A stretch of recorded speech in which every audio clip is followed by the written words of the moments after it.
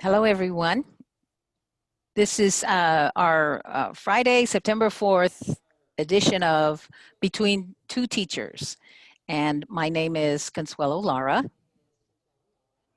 I'm Madeline Cronenberg, and once again, we are coming to you from the sacred native lands of the Chochenyo Korkan Ohlone people.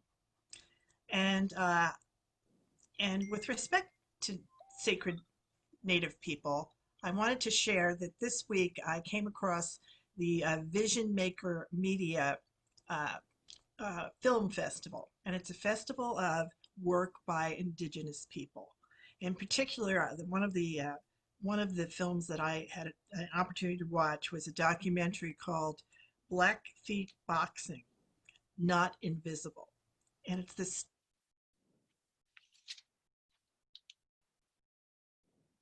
story of these young women. Apparently, more than 5,000 young women since 2016.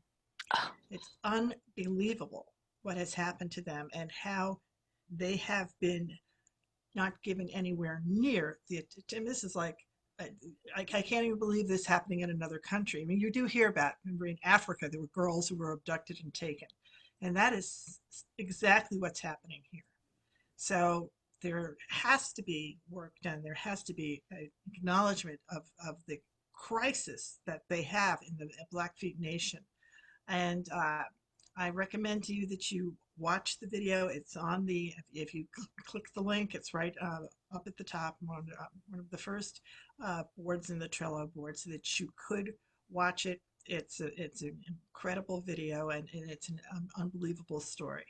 They call themselves the MMIW, the Missing and Murdered Indigenous Women. wow. Wow. Oh, my gosh. And it's been going on for so And many they actually have an years. acronym. Yeah, I mean, it's unbelievable. It hasn't gotten attention, but it hasn't gotten nearly enough attention. So exactly. anyway, I bring that to your attention. Um, in addition, the other national things that I just wanted to mention is some work that's being done nationally in education with Mr. Professor just Professor Heilig, who's from Kentucky, and he is doing some work with the NAACP to to show in scholarly terms the consequences of racism and disparity in and equity in our education system. He has created an incredibly new opportunity for there to be the academic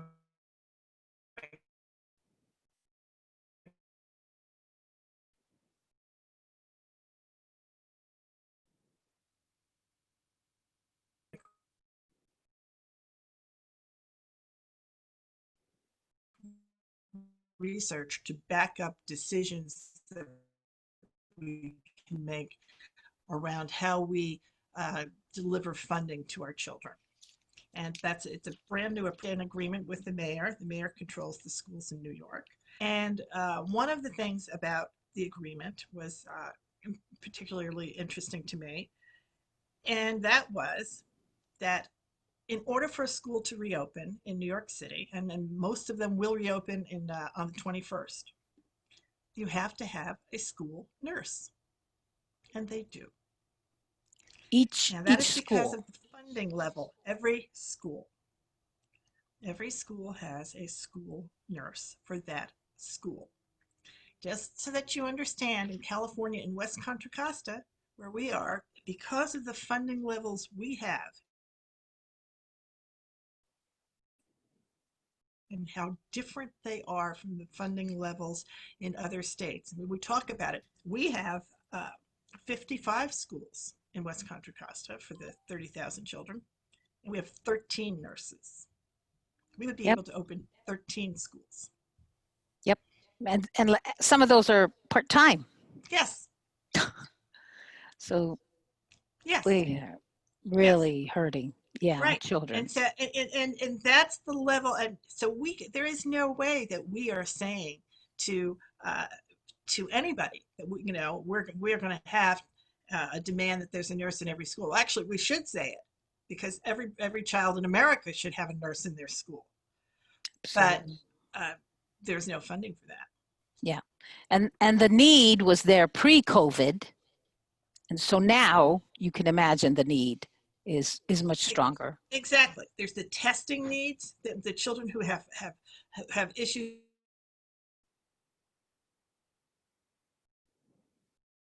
at home with their families, children of essential workers, children all out. Uh, there are a couple of other stories. Boston has the same thing. They're reopening. They also have nurses in all their schools.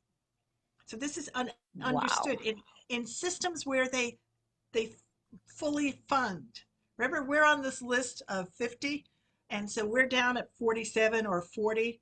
They're up at 1 and 2 and 3. And when you're up at 1 and 2 and 3 in funding, this is what you're able to get. That's You're what you're able able to to do. provide, you're able to provide the resources.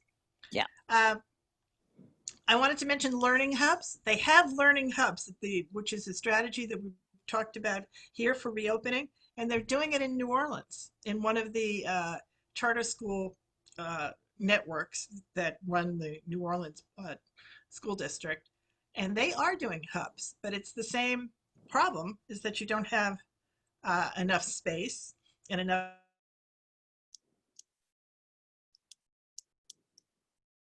people, and they have waiting lists. But they didn't have the same issue, the equity issues around hubs. What they're really, their issue is more of a space issues, but they certainly have started the hubs. And here in our district, I did find out where we are doing hubs. And you know how one of the things that hasn't happened is there hasn't really been a coordinated, at least not publicly coordinated, conversation between the cities and the school district around learning hubs or anything like a learning hub. Hmm. El Cerrito is doing. El Cerrito has each of its after-school programs, each of the buildings that house, they're called clubhouses, where they run their after-school programs at the Castro one, the Harding one, a group that are at the different elementary schools in El Cerrito. They are running full Yeah. day, 8 a.m. to 5:30 programs. All right. All And right. so the good news is they're there, and of course there is a fee for that because people have to be paid to run them. Yeah. Yeah. So again, there's a divide. There's a Absolute division of divide. access and so yeah, and you know, sometimes these things are happening. We don't know. We got 5 cities in the district, so there's a lot of things that could be going on, as you say, by the cities. But when I asked about the hubs, also that childcare would be included in that, and for us as a district, it's still, you know, it's still in development because funding, all of that, and the partnerships. The partnerships are so important. But again, it's a divide. It's an economic division. Some There's no communities, question about it. When I looked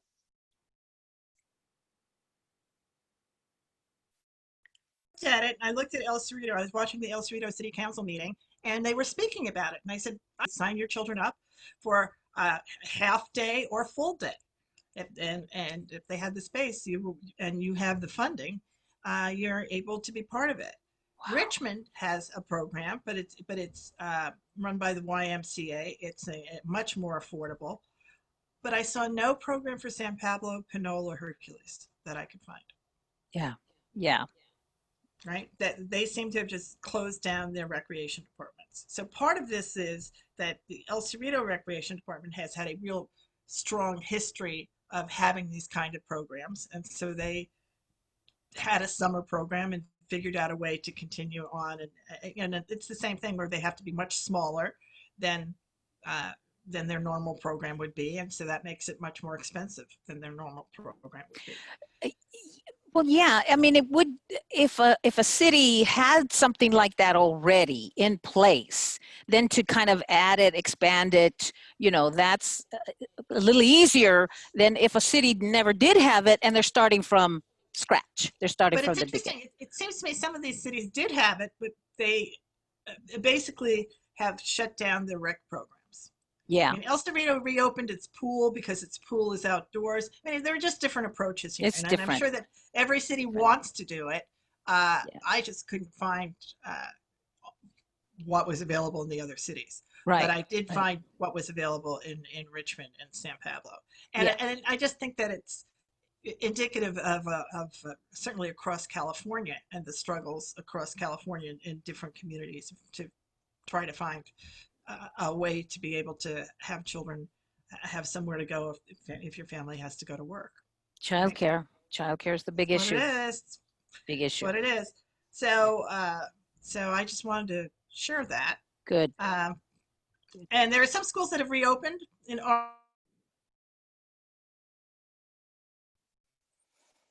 Orange County. They're reopening just like they are in New York, but they're but they have lower they have a lower infection rate. That's what it's all about. In New York, the infection rate is like 0.07. I mean, they're very low infection rate, and we're at 5%. We're not at any point. We're 5%, so we're not close to where they are. Um, I did want to mention that there were schools, however, that have applied for waivers, and schools within the district that have applied for waivers to reopen completely. And of course, the main one is Prospect Sierra. So the private schools that have the funding are applying to reopen. Mm, So there's yes. your divide again. There's the divide, the economic divide. It gets bigger and bigger, for sure. Okay. It is getting bigger and bigger. I mean, just from the standpoint of who can open and who can't, it is definitely a chasm. Um, so for our children, though, we have the the digital backpack and programs for our that our teachers have worked very hard on, and I've heard and read a lot of very positive uh, remarks from parents and teachers throughout the district about how it's playing out. And I think we should be very proud of that. I think everyone in our community and that the folks in the district really deserve the applause that they're getting. And I know even today you had the workshop on racial justice, right? Hmm. Hmm. Yes, that went very well, I thought. It was, it was open to everybody, and they had a panel, and it was organized, LaShante, is it, Jones, I think, sorry, she was one of the moderators, and there was Mr. McGee from Smith. uh, Smith, I'm sorry, Smith, LaShante Smith, and William McGee, uh, Reverend Shoemake, and I'm sure I'm forgetting some people, but Francisco Ortiz, a panel of individuals who could talk about different issues in the community, and it's going to be an ongoing conversation. And so you could tell people wanted to speak and people wanted to participate in this. It's really needed. And Reverend Shoemake talked about the healing that needs to happen, and the forgiveness, and all of the things around this. So I think it's going to be very, very productive. And I thought it was very well put together. And Ms. Superintendent Duffy was there, part of it as well. And I just thought it was well put together. Great leadership was shown there, and it will be ongoing. So that was one very, very positive thing that happened just today. You can look forward to more of those going on. All right. So I will see it once we get the link. I'll put the link in. It'll be together with this video. Yeah, they said it was recorded and also it was streaming, but I didn't catch where it's going to be posted, but I'm sure we can find that, find that out for you. So just a couple of other things at the district.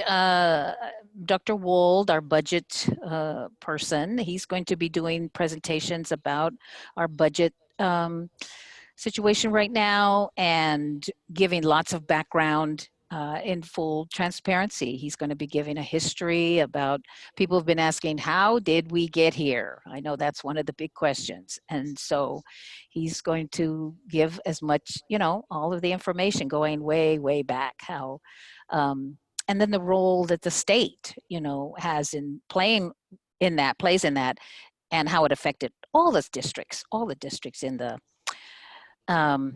state.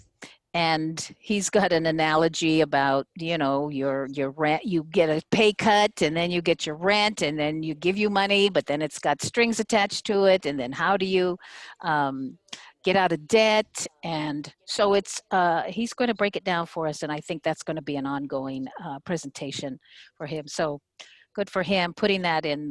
He said his goal is for people to understand it. He will explain it as much as they ask, because he understands people want transparency and they want answers. And so he's going to do what he can to try to provide those. And the distance learning goes on, and all of the, you know, the workshops, the professional development, all of that is going on. And it's because we are virtual, we're online virtually from now on. So for as far as we know. So switching over, I wanted to talk a little bit about the county, if I can, the County Board of Education and the role that the County Office of Education plays in the district. So one of the things I think people know, I'm running for that board, and doing my homework, I was very interested in a lot of different issues, and I want to see how those coincide with the role of the county. And just like everybody's role, I'll bet theirs is changing as well. Everything's evolving in a different way. But, you know, the overarching, I guess, role is to review programs and reports and approve and adopt various you know, for instance, rules and regulations on governance, or the county schools curriculum, or they also evaluate program effectiveness. And of course, specifically oversee our special populations, such as special ed, the disenfranchised youth, and the juvenile court system. Now, all of these things fit very much in issues that I find really important. Curriculum, textbooks, or standardized testing, and then the funding. I mean, the budgets get approved by the county, and I'm very concerned about protecting our public education monies that keep it public and not privatized. Ethnic studies, textbooks, and social emotional learning. So a lot of these programs come out of and can be, you know, there can be partnerships for sure. A lot of things are done there through the county as well. You know, I found this one interesting, that they also review school boundaries. I saw that on there and I thought that was very interesting, because to me, when you talk about systemic racism in education, look at school boundaries under that microscope, and you'll see race and economics as a part, race and class, very much a part of that. So I'm interested in pursuing those kinds of things. Another thing is, I know very much the role is professional development that the county has, and right now, professional development, everybody's hungry for it, and that's what we need at this point. Also, good leadership in that and good direction. So I see so many things that can affect our district and so many districts in the county, in the whole county. So I'm looking forward to exploring that even more, gathering more information about what are these criteria that people use, for instance, of textbooks or boundaries, or, you know, so and the big one is advocating for legislation at the county and the state and the federal levels. Being actively part of that. And of course, you know, we are always always doing that. So I'll bring more information as I learn more about the role, the possibilities with the Board of Education at the county and then the relationship to districts. I'm really interested in tightening those partnerships. So I'll be exploring a little bit more of that. So that's what I have so far. There's a lot to learn there. I mean, when you talk about part of the county is their oversight of the charter world. They are a level to appeal a charter decision that a district makes, although there are some more limitations on that now. And that's the privatization world that we've talked about here many times. And this week there was a article in Bond Buyer about there were two things. There were two things that happened in the world of privatization. And one is the Walton family has expanded an equity firm, a private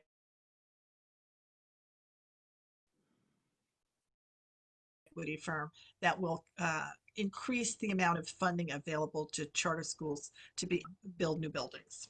Right. So there's a definite movement in that direction, and I have the article from Bond Buyer in here so that you can read that. And the other one is private equity backed online learning companies. So the two ways that they're looking at privatizing and making money is the real estate through the bond companies and the online learning companies, which are also funded by private equity venture capitalists. So the online learning companies, we have to really pay attention to what platforms are being used. The one we're on right now, Zoom, has made tons of money since the beginning of the pandemic. And in some ways, we can say it's a wonderful thing. If we hadn't had it, if this had happened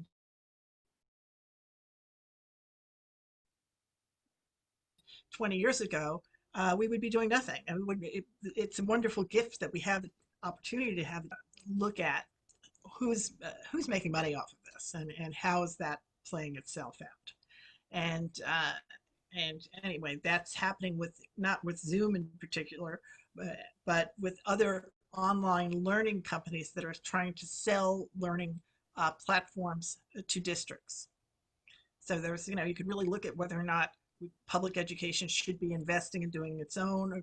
What are the pros and cons of how that should work? And it seems like we're not really getting an opportunity to talk about that on a broader scale at a state level, for example. It's just, each district seems like they're on their own to do it.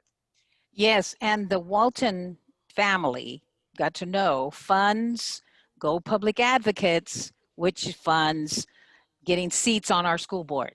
And Right. they are pro-charter, 100% pro-privatization. Walton family also funds Donald Trump. So Donald Trump and the Republican agenda is pro-charter. Right. If you are endorsed by Go Public, well, then you're on board with those individuals. I mean, Walton, Bloomberg, Gates, and locally, Chamberlain and Nahas are all pro-charter individuals, Right. 100%. So Right. And pro-privatizing. privatizing, That's the key thing there. So, just know um, that. yeah, just Yeah, know that. So, just so, know so that. the information about that is also on the Trello boards that are attached here to That's this good. video. That's good. Um, so I wanted to give some shout outs. The first shout out is to brand new superintendent of Parlier, California, Ah, Dr. Guerrero, who has recently left West Contra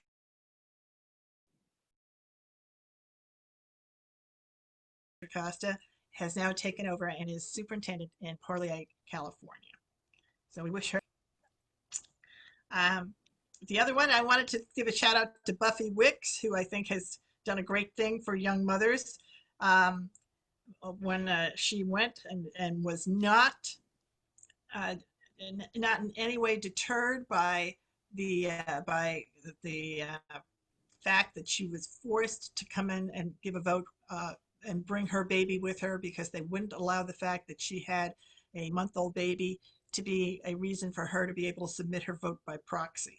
ugh, whereas other people were allowed to do it, but she was not. They didn't consider that to be. So she brought the baby, and her vote uh, absolutely went viral because it was an incredible thing that Speaker Rendon made this decision. But he apologized, Yeah, there was a public apology. Yeah. and I think yeah, but she elevated the issue. She elevated the issue. So a shout out to Miss Wicks. The Absolutely. other shout out I wanted to give was to the folks at the Iron Triangle meal giveaway. There's an organization that's giving for, it's only for a month. In Oakland, they're committed to do it for much longer, but at least it is for a month in the Iron Triangle in Richmond. They're giving away meals every day, and it's not every day. It's Tuesdays and Thursdays from 11 to 1 in the parking lot of the Richmond Police Athletic League, the RPAL parking lot. Um, and you can drive through or walk in, and you will get a a chef prepared meal. So it's another opportunity for folks to get some meals. That's great. And that was a collaboration with an organization that's funded by Steph Curry and the World Kitchen. Oh my So gosh. Wow. that's how, We got our heroes here too. yeah, we absolutely do. Yeah, we're local heroes. And then there was a couple of things to take action on. There's one for Social Security fairness. This comes up every year. We never get this, but there's an unfair part of the Social Security law that makes it difficult for people to come into teaching as a second career, because you lose your Social Security from your first years that you worked. Yes, that's right. Yep. So every year, there's an effort to try to get them to stop that. They call it a windfall. And all it is you're getting your money back from the first years that you worked, which you're not going to get back under the way the law is set up now. It's a very unfair situation. Very unfair. And with our teacher shortage, you think that they would see that this is one thing that needs to be taken care of. Oh. Absolutely, okay. Absolutely. Yeah. So that's something that you can, anyway, California Retired Teachers Association is yes, doing the action on that. So I have that, Social Security fairness. The other CAHOOTS. CAHOOTS is crisis assisting and helping out on the streets. And it is a different way to do policing. This isn't defund. Defund is a word that makes it sound like, well, everyone's on their own. There's nothing there. They have had a holistic approach in this Oregon community. I believe it's Eugene, and maybe also in Bend, Oregon. And what they do is they have a medic, usually a nurse or an EMT, and a crisis responder. So it would probably be a psychiatric social worker, is what I'm thinking that is. They respond to issues. So in their situation, 20% of the calls to 911 are responded to by this team and not by police officers, making a very different. Totally different set of experiences for the folks that call. Yeah. On this, Oakland's going to do it, and Contra Costa County is also interested in partnering with Oakland. The people in Oregon are overwhelmed by the number of folks that want to be trained because of everything that's happened this summer. But there is really a movement towards doing this in the United States. That's something. And the reason I mention it at this point is there's a bill, and the bill has been written by, it's called the CAHOOTS Act. And CAHOOTS is just the acronym for Crisis Assistance Helping Out on the Streets. But the bill would allow the team to be paid for out of Medicaid money. 95%. So it wouldn't be extra money that the police departments would have to expend, or that the cities would have to.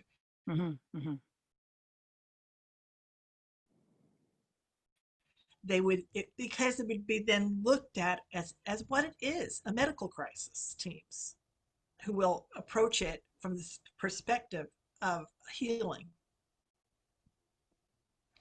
Wow. Completely different. Yeah. So if that is something we should really look at to support the Cahoots bill is also listed on here, and you can see who uh, it's been brought into the Senate and into the House in both cases uh, by legislators from Oregon, where this exists. Okay. That sounds great. That is, I'm excited about that. The other ones are updates. The SAT and ACT have been stopped by a judge in California, who has said that the disability community who brought a lawsuit are completely disenfranchised by use of the Yes. ACT and SAT scores in admissions. Yep. And so they had tried at it, and he said, "No, you're not going to have it at all. There you go. No scores." Right There you go. now, that's not what Ms. DeVos wants. Ms. DeVos wants us to come up with other scores. The one thing she wants, though, she is looking at maybe possibly allowing multiple measures. There may be some movement in there because she wrote a letter to all the states and did say that there may be some wiggle room in what she's going to allow or disallow or fund, because what she has is the uh, opportunity to fund things, right? But anyway, Yeah. that's big news that the judge eliminated the SAT and ACT. Of course, they're going to appeal that, but Huge. Huge. as of Okay. right now, that was done. Um, then the other one is that the Racial Justice Act, which we talked about here, uh,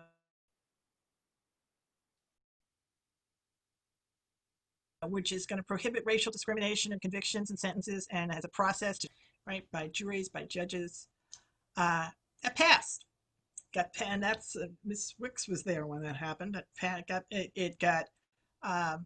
passed the state senate and the state assembly, and now it is sitting on Governor Newsom's desk. Mm. Hmm. So Time to now the call. activism around that has to be with Governor Newsom, That's right. Give him a right? call. Give him a And there's a call. lot. So give him a call. AB Or 2542. Everybody email else him. has agreed on it. It's just up to him.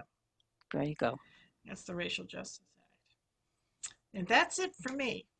Okay. I think we covered it all for the week. We covered a lot. A lot Yes. happened this week. It's been Oh a my very gosh. busy. And it's still happening. It's exhausting. I know. Jeez. I know. Okay. Are But we we ready? have a happy thing to say. What is our You know, Carlos our little jokester, Carlos, has a little funny for didn't leave us. us with Yeah. nothing. Right. Okay. Yeah. So, got one more Republican joke. How do Republicans keep their breath fresh? I don't know, Consuelo.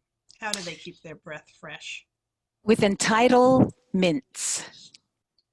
With entitlements. Perfect. There you There have goes. it. There it is. There it is. Thank you all very much. We'll see you next time. Thanks.